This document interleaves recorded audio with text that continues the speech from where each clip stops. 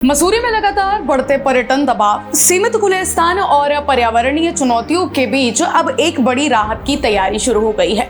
मसूरी देहरादून विकास प्राधिकरण यानी MDDA हुसैनगंज क्षेत्र में 15.5 एकड़ भूमि पर एक विशाल इको पार्क विकसित करने जा रहा है। इस परियोजना को सिर्फ पर्यटन नहीं बल्कि मसूरी के पर्यावरणीय संतुलन को मजबूत करने वाली पहल माना जा रहा है। देखिए हमारी इस खास रिपोर्ट में।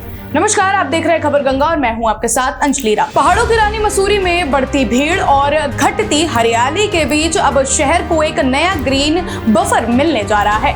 MDDA हुसैनगंज क्षेत्र में 15.5 एकड़ भूमि पर एक बहुआयामी प्रकृति उद्यान विकसित करेगा, जिसका उद्देश्य पर्यटन के साथ साथ पर्यावरण संरक्षण को बढ़ावा देना है। मुख्यमंत्री पुष्कर सिंह धामी के निर्देशों के तहत तैयार इस परियोजना में प्राकृतिक ढलानों, मौजूदा पेड़ों और स्थानीय वनस्पतियों को सुरक्षित रखते हुए विकसित की जाएगी। प्रस्तावित इको पार्क में कृत्रिम पहाड़ी जलाशय, घने वृक्षों के बीच पैदल वन पथ, बच्चों के लिए बाल उद्यान और युवाओं के लिए एडवेंचर गतिविधियों का क्षेत्र बनाया जाएगा। इसके अलावा आगंतुकों के लिए गजीबो, बैठने की खुली व्यवस्था, योग पथ और भोजनालय भी तैयार किए जाएंगे ताकि लोग प्रकृति के बीच समय बिता सके। परियोजना के तहत स्थानीय प्रजातियों के पेड़ पौधों का व्यापक रोपण किया जाएगा, जिससे क्षेत्र की जैव विविधता को मजबूती मिलेगी। साथ ही एक छोटा संग्रहालय भी बनाया जाएगा, जिसमें मसूरी और आसपास के क्षेत्र की सांस्कृतिक विरासत, स्थानीय परंपराओं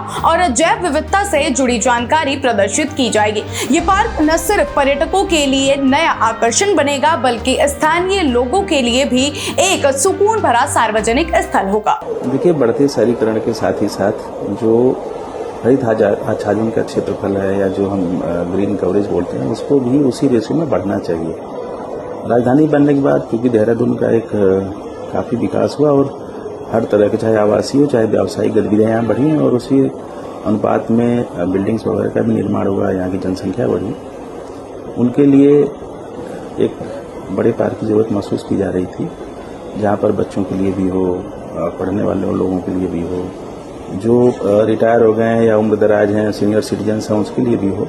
तो ये सारी चीज़ों को समाहित करते हुए सिटी फॉरेस्ट पार्क हम लोगों ने डेवलप किया है, जहाँ पर बच्चों खेलने के लिए भी है, वॉक करने के लिए भी है, लाइब्रेरी भी है जहाँ पर पढ़ सकते हैं, खेलने के लिए भी है।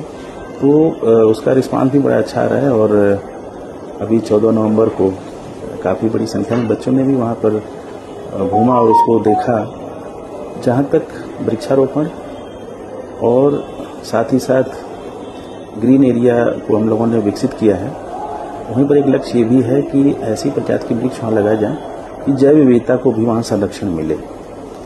बढ़ते शहरीकरण के प्रभाव से जैव विविधता भी कहीं कहीं संकट आ रहा है।